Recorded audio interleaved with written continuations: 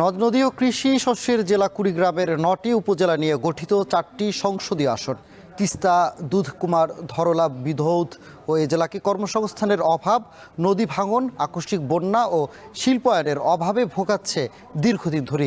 তাই আসন্ন জাতীয় নির্বাচন ঘিরে 4টি সংসদীয় আসনই কর্মসংস্থান ও শিল্পায়নকে গুরুত্ব দিচ্ছেন প্রার্থী ও ভোটাররা। ত্রয়োদশ সংসদ নির্বাচন ঘিরে উত্তরের সীমান্ত ঘেঁষা কুড়িগ্রাম জেলার নির্বাচনের খবর জানাতে শহর থেকে যুক্ত হচ্ছেন সহকর্মী মোকাররম হোসেন। মোকাররম, জানাবেন যে কুড়িগ্রামে নির্বাচনের উত্তাপ কেমন দেখছেন, প্রার্থীদের ইশতেহারে ভোটারদের কতটুকু আস্থা রাখছেন?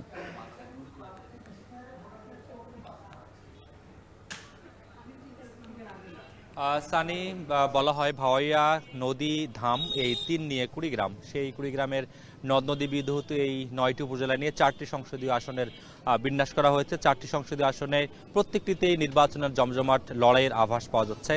যদি জানি রাখি, কুড়িগ্রামের ভুরুঙ্গামারী এবং নাগেশ্বরী নিয়ে গঠিত 1 নম্বর আসন, সদর, ফুলবাড়ি এবং রাজারহাট নিয়ে গঠিত 2 নম্বর আসন,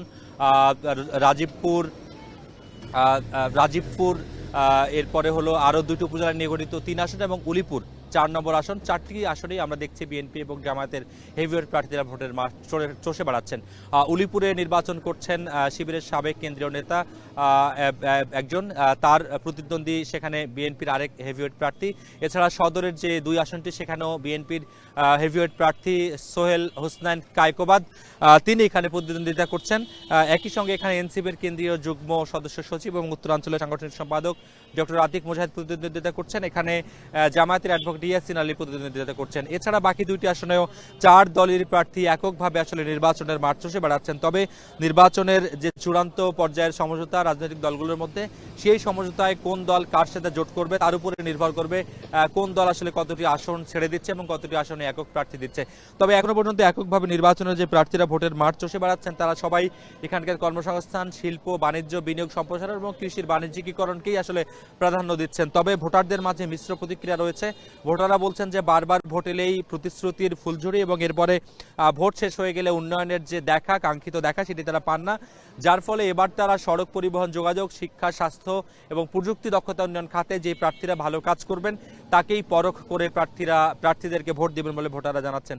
উত্তরাঞ্চল থেকে এই কুড়িগ্রামের সীমান্তবর্তী জেলার রাজনীতি, অর্থনীতি সীমান্ত ঘেঁষা হয়, এটি অনেকখানি তাৎপর্যপূর্ণ এবং এই সীমান্ত অপরাধ এবং সীমান্তের সাথে যে ব্যবসা বাণিজ্য সেটি অনেকখানি নির্ভর করে এখানকার রাজনৈতিক স্থিতিশীলতার উপর, যার ফলে ভোটাররাও এবার অনেকখানি সচেতন। তারা বলছেন যে প্রার্থীকে ভোট দিলে ভৌগোলিক রাজনীতি স্থির থাকবে, রাজধানীর সঙ্গে যোগাযোগ নিবিড় থাকবে এবং উন্নয়ন বৈষম্য থেকে মুক্তি পাবে, সে এমন প্রার্থীকে এবার ভোটাররা বেছে নেবেন। কুড়িগ্রাম থেকে বৈদেশিক কর্মসংস্থানের একেবারে নিম্নমুখী হার, বিদেশি বিনিয়োগেও নিম্নমুখী সূচক রয়েছে। বিদেশি কর্মসংস্থান বাড়ানো, বিদেশি বিনিয়োগে আকৃষ্ট করবার যে ক্ষেত্র প্রস্তুত করবে যারা, সেই আশাতেই আসলে বুক বেঁধে এখানকার ভোটাররা ত্রয়োদশ সংসদ নির্বাচনের জন্য অপেক্ষা করছেন। এখানকার ধরলার তীরে ভুটানের একটি অর্থনৈতিক অঞ্চল হওয়ার কথা ছিল, সেই অর্থনৈতিক অঞ্চলের যে কার্যক্রম সেটি আসলে বৃদ্ধি করবার ব্যাপারে যে তৎপরতা চালাবে সেটি তারা বলছেন। একই সঙ্গে ধরলা নদীর উপরে আরও সেতু নির্মাণের যে প্রযুক্তি রয়েছে, কিছু কিছু প্রার্থী বলছেন যে এখানে বাণিজ্যিক টাওয়ার তারা নির্মাণ করবেন। নানানভাবে প্রার্থীরা আসলে ভোটারদেরকে আকৃষ্ট করার চেষ্টা করছেন গ্রামেগঞ্জে, হাট বাজারে গিয়ে। আজকে ছানি বিকেল 4:30টায় কুড়িগ্রামের শীর্ষ রাজনৈতিক দলের নেতারা আমাদের ভোটারের ইশতেহার অনুষ্ঠানে যুক্ত থাকবেন। দর্শকদের সেটি দেখবার আমন্ত্রণ জানাচ্ছি। এই ছিল এই মুহূর্তে কুড়িগ্রাম থেকে ভোটের হালচালের সবশেষ খবর। আম্রপালি, স্বাদে খাঁটি, গুণে ভরপুর, সবার পছন্দের প্রিমিয়াম শরবত।